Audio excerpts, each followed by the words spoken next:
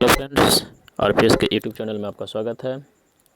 आज मैं BPSC maker के प्रैक्टिस सेट 34 के सोल्यूशन का देखने वाले हैं, जिसका पार्ट 1 अपलोड कर दिया गया है। अगर आप उसे अभी तक नहीं देखे हैं तो पहले उसे देखें, जिसका लिंक इस वीडियो के डिस्क्रिप्शन बॉक्स में दिया गया है। और ये आप लोग के लिए पार्ट 2 होगा, जो क्वेश्चन नंबर 61 से शुरू होकर के 90 तक चलेगा। तो चलिए आज का सेशन स्टार्ट करते हैं।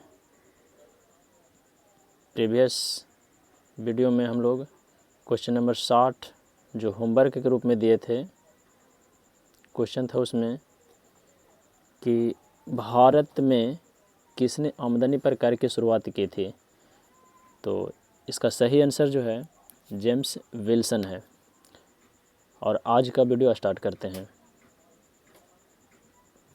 दूरदर्शन के संकेत एक निश्चित दूरी के बाद नहीं मिल सकते, क्योंकि ऑप्शन है पृथ्वी की सतह वक्राकार है, संकेत दुर्बल है, वायु संकेत को शोषित कर लेती है, और ऑप्शन चौथा है एंटीना दुर्बल है।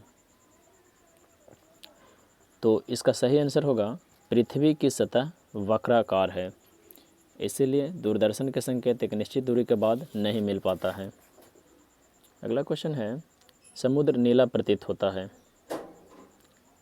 ऑप्शन है जल के ऊपरी सतह के कारण। दूसरा ऑप्शन आकाश के परावर्तन तथा जल के कणों द्वारा प्रकाश के प्रकीर्णन के कारण। ऑप्शन 3 अधिक गहराई के लक्षण के कारण।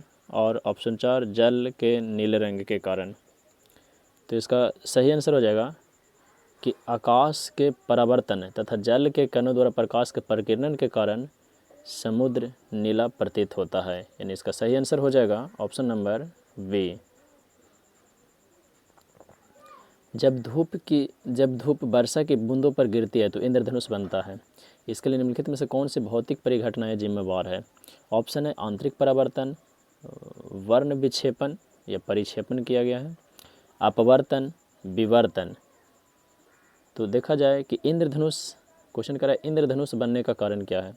तो इंद्रधनुष बनने का कारण आंतरिक परावर्तन भी है, वर्ण विक्षेपण जिसको परिक्षेपण भी कहते हैं, और अपवर्तन। ये तीनों क्रियाएं होती है, यानी ए बी सी, यानी सही इसका आंसर ऑप्शन ए, इनमें से एक से अधिक। 100 डिग्री की वाष्प द्वारा उत्पन्न जलन उसी ताप के पानी द्वारा उत्पन्न जलन से अधिक गंभीर होती है, क्योंकि ऑप्शन है वाष्प द्वारा अधिक ऊष्मा उत्पन्न किया जाता है। ऑप्शन 2 वाष्प एक गैस होती है, वाष्प द्वारा अधिक ऊष्मा दी जाती है। और ऑप्शन 4 वाष्प अधिक ज्वलनशील होती है। तो इसका सही आंसर हो जाएगा कि वाष्प द्वारा अधिक ऊष्मा दी जाती है, इसलिए वाष्प द्वारा जलन पानी द्वारा जलन से अधिक गंभीर होता है।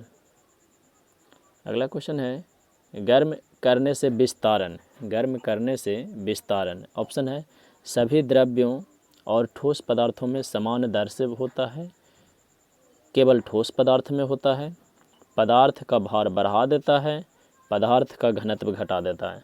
तो किसी पदार्थ को जब हम गर्म करते हैं तो उसका घनत्व जो है वह कम हो जाता है, यानी इसका ऑप्शन सही हो जाएगा डी, पदार्थ के घनत्व में कमी आ जाता है। अगला क्वेश्चन है 66 नंबर, प्रेशर कुकर के अंदर का उच्चतम ताप किस पर निर्भर करता है। ऑप्शन है ऊपर के छेद के क्षेत्रफल व उस पर रखा गया वजन पर। ऑप्शन 2 ऊपर के छेद के केवल क्षेत्रफल पर। ऑप्शन 3 देख लिया जाए, ऊपर के छेद का क्षेत्रफल व पकाए जाने वाले पदार्थ पर। और ऑप्शन डी ऊपर के छेद पर रखा गया वजन व पकाए जाने वाले पदार्थ पर। तो इसमें क्वेश्चन कहता है कि प्रेशर कुकर के अंदर का उच्चतम ताप है जो किस पर निर्भर करता है।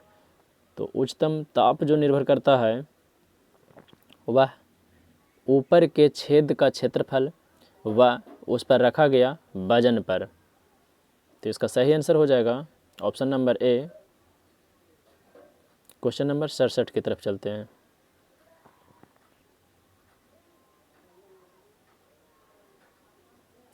दीर्घ रेडियो तरंगे पृथ्वी की किस सतह से परावर्तित होती है। ऑप्शन है क्षोभ सीमा, आयन मंडल, समताप मंडल और क्षोभ मंडल।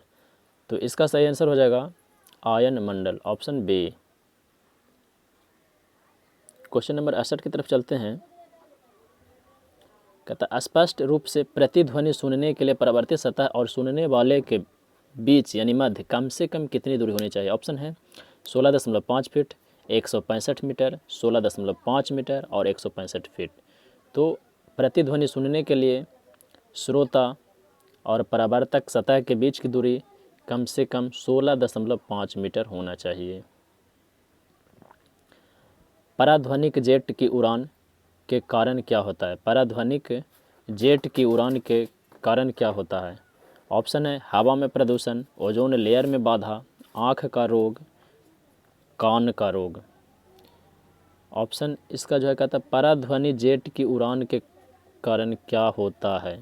तो इसका सही आंसर हो जाएगा ओजोन लेयर में बाधा, ऑप्शन नंबर बी। निम्नलिखित में से कौन सी धातु अर्धचालक की तरह ट्रांजिस्टर में प्रयोग होती है। ऑप्शन है चांदी, तांबा, ग्रेफाइट और जर्मेनियम। तो अर्धचालक इसमें देखा जाए तो एक ही पदार्थ है, वह है जर्मेनियम। यानी अर्धचालक की तरह ट्रांजिस्टर में प्रयोग होने वाला धातु अर्धचालक की तरह धातु जो है वह जर्मेनियम है। जंग रहित लोहा बनाने में प्रयुक्त होने वाली महत्वपूर्ण धातु कौन है। Tin, chromium, carbon, aluminium. तो इसका सही आंसर हो जाएगा B, option number B, chromium. निम्नलिखित में से कौन जल में आसानी से घुलनशील है। ऑप्शन है आयोडीन, नाइट्रोजन, कार्बन, अमोनिया। इसका सही आंसर हो जाएगा ऑप्शन नंबर 4, अमोनिया, जो कि जल में आसानी से घुल जाता है। ट्यूबलाइट में भरी होती है कम दाब पर आर्गन गैस, कम दाब पर पारे की वाष्प, मर्क्यूरिक ऑक्साइड व आर्गन गैस, सोडियम वाष्प। तो देखा जाए ट्यूबलाइट में कौन सी गैस भरी होती है। तो ट्यूबलाइट में हम लोग जानते हैं कि आर्गन गैस भी भरा जाता है और पारा के वाष्प भी भरा जाता है। यहाँ पर ऑप्शन है कि कम दाब पर आर्गन गैस, कम दाब पर पारे की वाष्प, और ये दोनों ऑप्शन सही है, इसलिए इसका आंसर जो होगा वह ऑप्शन ई हो जाएगा। निम्नलिखित में से कौन सा लवण सागर में सर्वाधिक पाया जाता है। ऑप्शन है magnesium sulphate, sodium chloride, calcium carbonate और चौथा ऑप्शन पोटेशियम क्लोराइड। तो इसका सही आंसर हो जाएगा, चूँकि लवण की बात पूछ रहा है और वह जो है सर्वाधिक सागर में क्या पाया जाता है, तो इसका सही आंसर होना चाहिए होगा सोडियम क्लोराइड, NaCl। रासायनिक नाम, रासायनिक सूत्र इसका हो जाएगा NaCl। ठीक है, चलिए अगला क्वेश्चन की तरफ बढ़ते हैं। निम्नलिखित तत्व समूहों में से कौन सा एक पृथ्वी पर जीवन की उत्पत्ति के लिए मूलतः उत्तरदायी है। तो इस समूह में से खोजना है। ऑप्शन है हाइड्रोजन, कार्बन, पोटेशियम। दूसरा ऑप्शन हाइड्रोजन, ऑक्सीजन, सोडियम। तीसरा ऑप्शन कार्बन, हाइड्रोजन, नाइट्रोजन और चौथा ऑप्शन ऑक्सीजन, कैल्शियम, फास्फोरस। तो जीवन के लिए उत्पत्ति जो है वह पृथ्वी पर किसके कारण संभव है। तो वह आंसर होगा उसका कार्बन, हाइड्रोजन और नाइट्रोजन, ऑप्शन नंबर सी। निम्नलिखित में से कौन सा रसायन फल पकाने के लिए उपयोग में लाया जाता है। ऑप्शन है potassium chloride, sodium chloride, calcium carbonate, calcium carbide. तो इसका सही आंसर हो जाएगा ऑप्शन डी, कैल्शियम कार्बाइड। लंबे समय तक कठोर शारीरिक कार्य के पश्चात मांसपेशियों में थकान का अनुभव होने का कारण होता है। ऑप्शन है लैक्टिक एसिड का संचय, ऑक्सीजन की आपूर्ति में कमी, पेशी तंतुओं की थोड़ी बहुत टूट फूट और ग्लूकोज का अपक्षय। तो इसका सही आंसर हो जाएगा लैक्टिक एसिड का संचय, जिसके कारण शरीर के मांसपेशियों में थकान महसूस होता है और जहाँ तहाँ दर्द अनुभव होता है। सिरका का रासायनिक नाम क्या है। ऑप्शन है फॉर्मिक अम्ल, एसिटिक अम्ल, टार्टरिक अम्ल, ब्यूटेरिक अम्ल। तो इसका सही आंसर हो जाएगा एसिटिक अम्ल। कौन प्राकृतिक गैस का मुख्य घटक है। ऑप्शन है बेंजीन, प्रोपेन, मीथेन, इथेन। तो प्राकृतिक गैस का मुख्य घटक जो है मीथेन है, जिसका रासायनिक सूत्र CH4 होता है। मीथेन को मार्स गैस भी कहा जाता है। घरेलू LPG सिलेंडरों में दाब मापक नहीं प्रदान किए जाते हैं क्योंकि ऑप्शन है ये एलपीजी द्वारा चोक हो जाता है, ये बहुत महंगे होते हैं, इनका प्रयोग निरापद नहीं है, ये एलपीजी सिलेंडरों में गैस की मात्रा को प्रदर्शित नहीं कर सकते हैं। तो इसका सही आंसर है एलपीजी सिलेंडरों में दाब मापक का इसलिए प्रयोग नहीं किया जाता है क्योंकि ये जो है एलपीजी सिलेंडरों में गैस की मात्रा को प्रदर्शित नहीं कर पाता है, यानी ऑप्शन नंबर डी सही इसका आंसर हो जाएगा। सांप के जहरीले विष दंत होते हैं जो रूपांतरित है, सांप का जो जहरीला विष दंत होता है वह किसका रूपांतरित है? ऑप्शन है जंभिका दंत के, चिबुकास्थी दंत के, तालु दंत के, श्वासनीय दंत के। तो इसका सही आंसर हो जाएगा जंभिका दंत, ऑप्शन नंबर ए।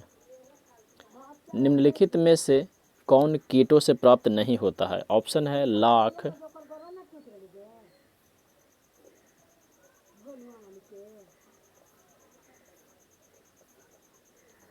मोती, शहद, रेशम और इनमें से कोई नहीं। तो कीटों से प्राप्त जो होता है वह लाख है, शहद है, रेशम है, लेकिन मोती जो है कीटों से प्राप्त नहीं होता, इसलिए इसका सही आंसर हो जाएगा मोती। स्पॉन्जी टिश्यू एक ऐसे गंभीर समस्या है जिसके कारण आम की जिस प्रजाति का निर्यात को प्रभावित हो रहा है वह है, ऑप्शन है लंगड़ा, नीलम, अल्फांसो, दशहरी। तो इसका सही आंसर हो जाएगा अल्फांसो, जो स्पॉन्जी टिश्यू के कारण बहुत ही प्रभावित हो रहा है। शुष्क जलवायु में भली भांति अनुकूलित पेड़ पौधे को क्या कहते हैं? जलोद्भिद, मध्यपादप, अधिपादप, मरुद्भिद। तो शुष्क जलवायु जहाँ पर पानी वगैरह कम होता है वहाँ के जो पेड़ पौधे होते हैं उन्हें मरुद्भिद कहा जाता है, क्योंकि ये कम पानी में भी अच्छी तरीक़े से अपने आप को सुरक्षित रख पाते हैं। पपीते में पीले रंग का कारण क्या है? पपीते में पीले रंग का कारण क्या है? ऑप्शन है कैरिकाजेंथिन, लाइकोपिन, कैरोटीन, पपाइन। तो इसका सही आंसर हो जाएगा कैरिकाजेंथिन। अगला क्वेश्चन है, इनमें से कौन सा पौधा नाइट्रोजन स्थिरीकरण में सहायक नहीं है? ऑप्शन है सेम, मटर, धान और चना। तो इसका सही आंसर हो जाएगा धान। बाकी सब जो है दलहनी पौधे हैं, इसलिए दलहनी पौधे जो नाइट्रोजन स्थिरीकरण में सहायक होता है क्योंकि उनके गांठ में राइजोबियम नामक जीवाणु पाया जाता है जो नाइट्रोजन को स्थिरीकरण में सहायता करता है, लेकिन धान में ये नहीं पाए जाते हैं, इसलिए इसका सही आंसर हो जाएगा धान।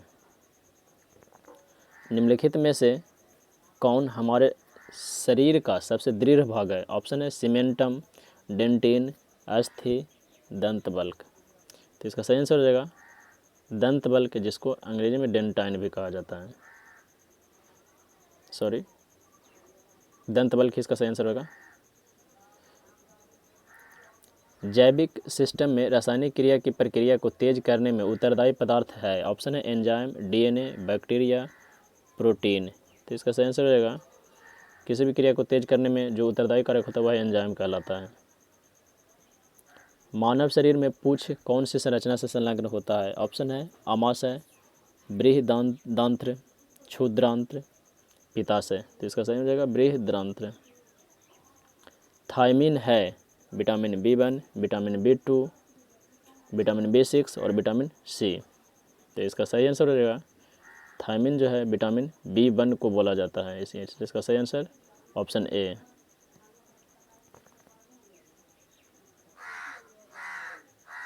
और इसके बाद मैथ के क्वेश्चन हैं। मैथ का क्वेश्चन अगर सॉल्यूशन के लिए आप कहिएगा तो हम इसको अपलोड कर देंगे। और आज का सेशन हम यहीं पे समाप्त करते हैं। वीडियो अगर अच्छा लगे तो लाइक करें, कमेंट करें और अपने दोस्तों के साथ शेयर करें। धन्यवाद।